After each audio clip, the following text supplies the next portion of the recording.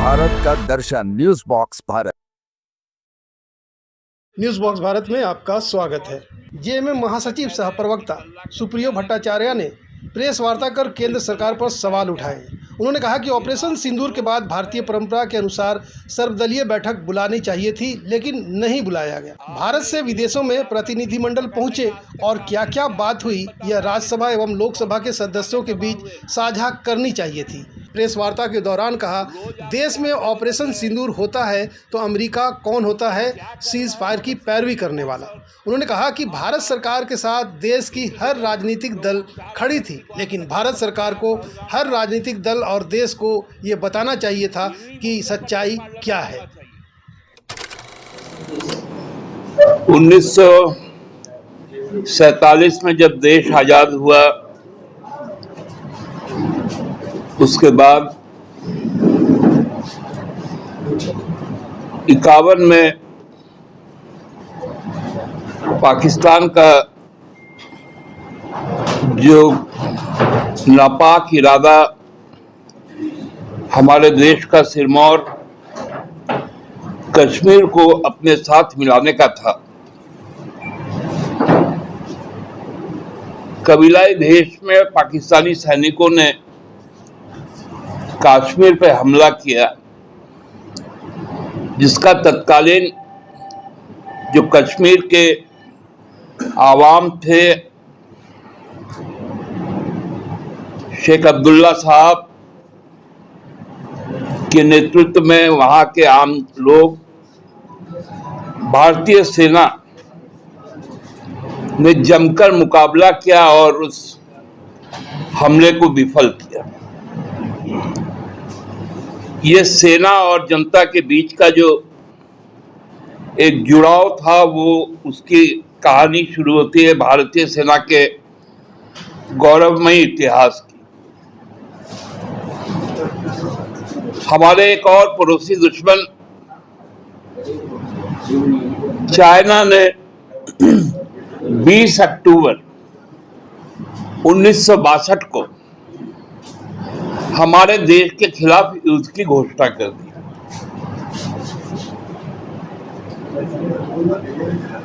सियाचिन से लेकर पूर्वोत्तर राज्य के क्षेत्र में भीषण संग्राम शुरू हुआ, युद्ध शुरू हुआ।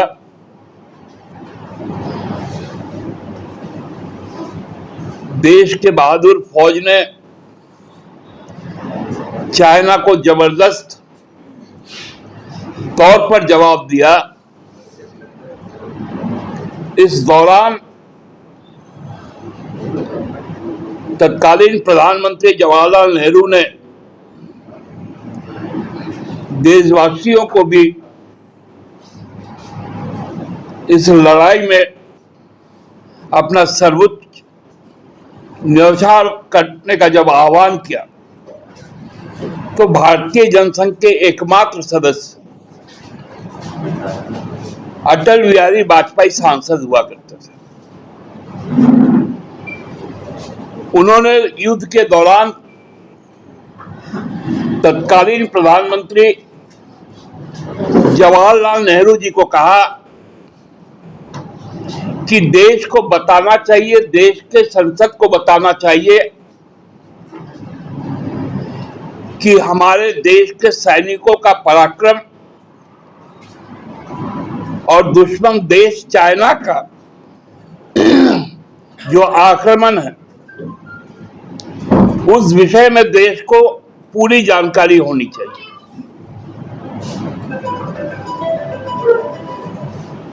तत्कालीन प्रधानमंत्री नेहरू जी ने भारतीय लोकतंत्र के, भारतीय संसद की जो गरिमा है और जो आस्था है, उसको सर्वोच्च माना और 8 नवंबर युद्ध के चलते हुए, युद्ध उस समय जारी था, 8 नवंबर 1962 को संसद का विशेष सत्र बुलाया, केवल एक सदस्य के मांग पर।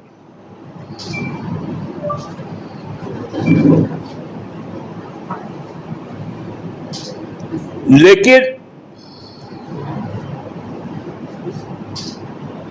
जो पहलगांव में जो आतंकी कार्रवाई हुआ पाकिस्तान संपोषित, उसके बाद लगातार पूंछ में, राजौरी में पाकिस्तान की कार्रवाई हो रही है।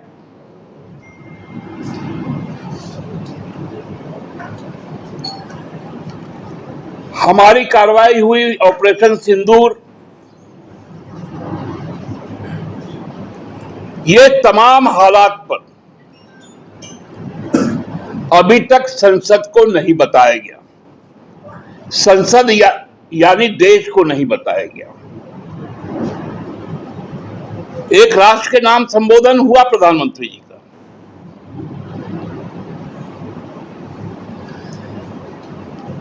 खबरें आई कि चाइना भी उस वक्त पाकिस्तान को मदद किया था,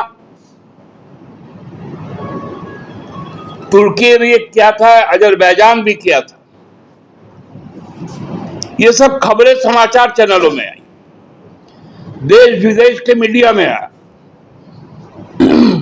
लेकिन सरकार की पुष्टि नहीं आई। देश पूरी तरह पहलगाम हमले के बाद भारत सरकार के साथ खड़ा है। हम आज भी भारत सरकार के साथ खड़े हैं।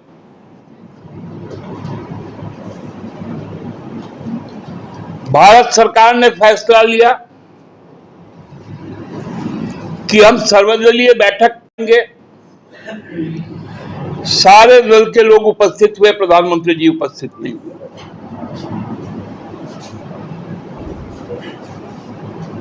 हम लोगों ने कहा कि भाई आप संसद का सत्र बुलाइए, लेकिन आपने क्या किया? आपने सर्वदलीय संसदीय प्रतिनिधिमंडल का गठन किया कि जो विदेशों में जाकर बताएंगे कि भारत की स्थिति क्या है। भारत इसका जवाब पहले झारखंड की सत्ता पक्ष को देना चाहिए। देखिए, ये लोग आजकल पंडित जी और इंदिरा जी को हर बात पे ले आते। तो पंडित जी और इंदिरा जी ने जो जो काम किया, ये काम तो करके दिखाए। दूसरा सवाल है, शरणार्थ धर्म कोड का मैनिफेस्टो से अलग संबंध हो सकता है। हमने तो विधानसभा का विशेष सत्र बुलाकर सर्वदलीय सम्मति के साथ विधानसभा से इसको पारित किया, और वो निर्णय से सर्वदलीय गठबंधन, जिसमें भाजपा भी शामिल था, आजसू भी शामिल था, माननीय गृह मंत्री अमित शाह जी से मिलकर अवगत करवाया। तो भारतीय जनता पार्टी बताए कि उस निर्णय के साथ, शरणार्थ धर्म के साथ वो है, या आज उनका सुर बदल गया है। भारतीय जनता पार्टी हर मामले पर जब एक्सपोज होती है तो उनको ED, CBI, IT, DRI, Pandit Jawaharlal Nehru, Indira Gandhi, Rajiv Gandhi, doctor Manmohan Singh, ये भी अब एक एजेंसी के रूप में बनने लगा है।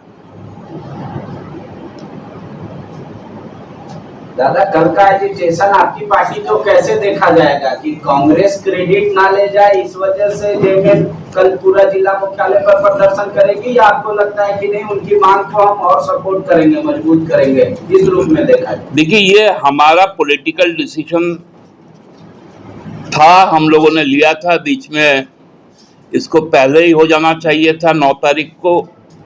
उस समय देश के हालात सही नहीं थे, इसलिए स्थगित किया गया था। अब वो कल आयोजित होगी। ये हमारा अस्मिता का सवाल है, आदि धर्म के सम्मान का सवाल है, और राजनीतिक दल भी अपना कार्यक्रम करें, हम भी अपना कार्यक्रम करेंगे और कार्यक्रम के द्वारा हम लोगों का भी ये संदेश जाएगा कि इस इलाके में चाहे बंगाल हो चाहे उड़ीसा हो, क्योंकि बंगाल विधानसभा ने भी सारी सरना धर्म को मान्यता दी है। हमारे राज्य विधानसभा ने इस पर अपनी बातें, अपना धारणा बनाया है, प्रस्ताव पारित किया है।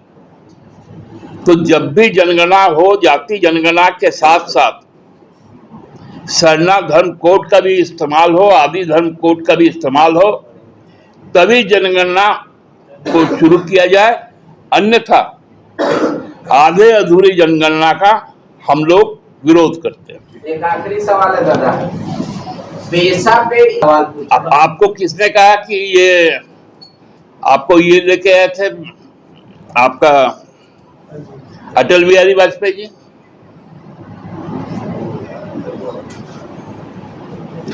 पेशा कानून हम लोगों के बात पर पेशा कानून बना, फॉरेस्ट राइट एक्ट बना और पेशा को हम लागू करेंगे, इसके प्रति टीएसी से लेकर हर मंच पर हम लोग प्रतिबद्ध हैं। वो बताएं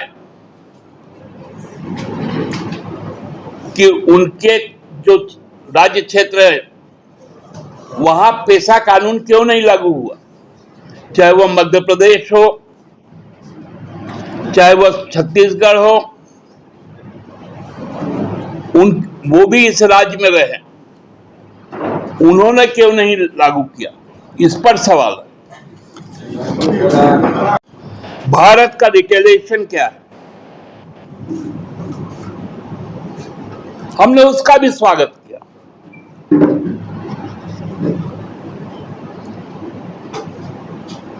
अब विदेश में प्रतिनिधिमंडल पहुंच गए, अमेरिका गए, यूरोप के देशों में गए,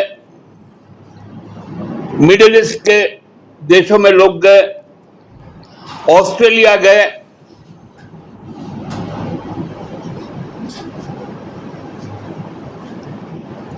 अच्छी बात है कि लोग जाकर हमारे देश की क्योंकि जब 71 के बाद यूएनओ में भारत का पक्ष रखना था तो इंदिरा गांधी जी ने तत्कालीन विपक्ष के नेता अटल बिहारी वाजपेयी को भेजा था। ये बहुत स्वस्थ परंपरा है, लेकिन परंपरा तो ये भी है कि भारतीय संसद को बुलाया जाए, देश को जानकारी दी जाए, क्योंकि कई अहम सवाल इस बीच में उठे। हमारे विदेश मंत्री ने कहा कि हम ऑपरेशन सिंदूर के पहले हमने पाकिस्तान के विदेश मंत्रालय को कहा कि हम आतंकवादी ठिकानों को हमला करेंगे, आप उससे दूर रहिएगा, आपका सेना दूर रहेगा।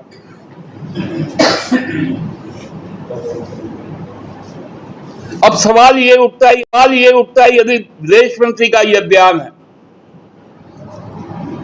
तो पाकिस्तान के तरफ से कैसे मोर्टार चल रहे हैं, कैसे मिसाइल चल रहे हैं, कैसे ड्रोन से हमले हो रहे हैं, कैसे सीमा पर फायरिंग हो रहा है। पुंछ में गायत्री मंदिर पर फायरिंग हुआ, शेलिंग हुआ, गुरुद्वारा हरि सिंह सभा पर हुआ, चर्च में हुआ, मदरसा में हुआ,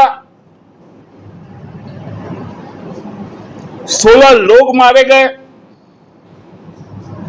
प्रधानमंत्री जी राजनीतिक रैली कर रहे लेकिन पूछ नहीं गए। बीकानेर में जाके कह रहे हैं कि मेरा खून नहीं है, गरम सिंदूर बह रहा है। मणिपुर नहीं जाएंगे,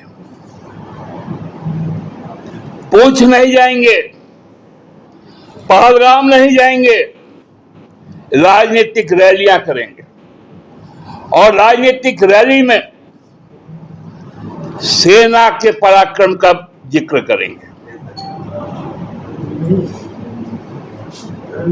बिहार का दौरा होने वाला है, बंगाल का दौरा होने वाला है, गुजरात का दौरा होने वाला है, सिक्किम का दौरा होने वाला है, उत्तर प्रदेश का दौरा होने वाला है, क्योंकि वहां आने वाले दिनों में चुनाव होने वाला है। आप सबने देखा होगा, नीति आयोग की बैठक हुई, सारे राज्य के मुख्यमंत्रियों ने प्रधानमंत्री जी से अपनी अपनी बातें रखी।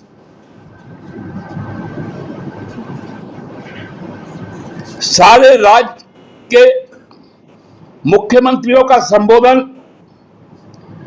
प्रधानमंत्री के समक्ष हुआ, उनकी चाहिदाएं, उनकी आकांक्षाएं की चर्चा हुई।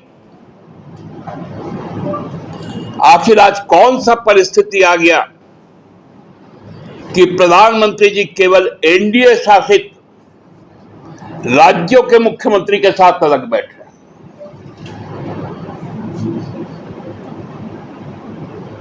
पार्लियामेंट का सेशन नहीं बुलाएंगे,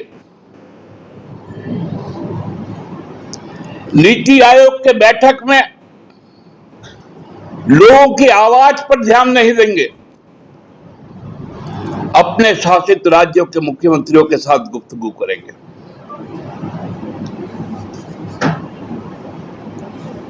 आप जम्मू कश्मीर क्यों नहीं जाते हैं?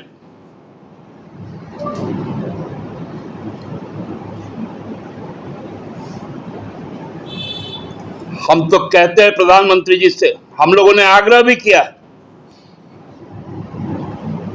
कि कम से कम प्रधानमंत्री जी संसद का विशेष सत्र बुलाइए। हम लोग ये नहीं कहते कि आप आज ही बुलाइए। आपने प्रतिनिधिमंडल को विदेश भेज दिया, वो प्रतिनिधिमंडल जब वापस आ जाए, क्योंकि उनकी भी बातचीत क्या क्या हुई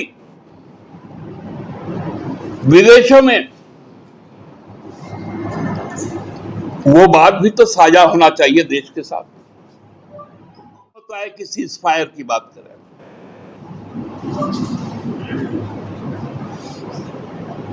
अमेरिका कौन होता है कहने वाला कि हम व्यापार रोक देंगे इसलिए सीज़फायर हो?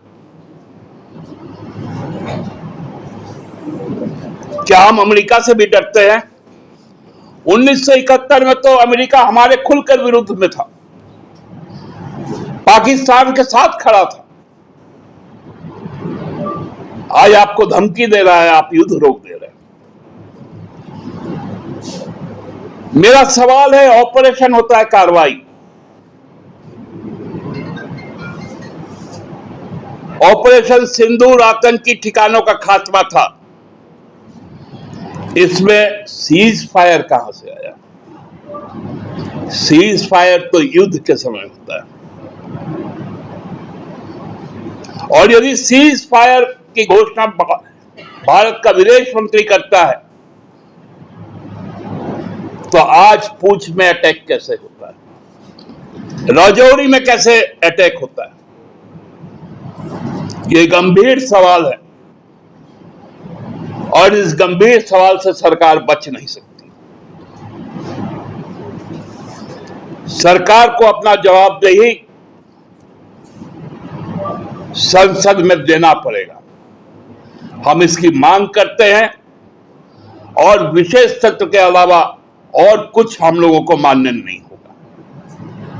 फिर इस बात को दोहराते कि भारत सरकार के साथ पूरा देश का हर राजनीतिक दल खड़ा है, लेकिन हर राजनीतिक दल और देश को, सरकार को बताना चाहिए कि यथार्थ क्या है। धन्यवाद। की वजह से ये आपको लग रहा है कि सत्र नहीं बुलाया जा रहा है, ऐसा क्या छुपाना चाहती है सरकार? देखिए, सरकार हर तरह से, और सरकार के जो पालित पोषित मीडिया है, जिस प्रकार से उन्होंने विश्व के पटल पर आज सवालों को जन्म दे रहा है, मैं इसलिए कह रहा हूं कि सत्र इसलिए होना चाहिए कि आपने पूरे विश्व में 37 देशों में प्रतिनिधिमंडल भेजा है। आखिर उनका फाइंडिंग क्या है, उनका सबमिशन क्या है, ये कहां पर आकर जवाब देंगे? कहां पर अपना वक्तव्य रखेंगे, उसकी तो एक आधार होनी चाहिए। वो तो पार्लियामेंट है, इसलिए तो पार्लियामेंट होना चाहिए। Bureau report, news box Bharat, Ranchi.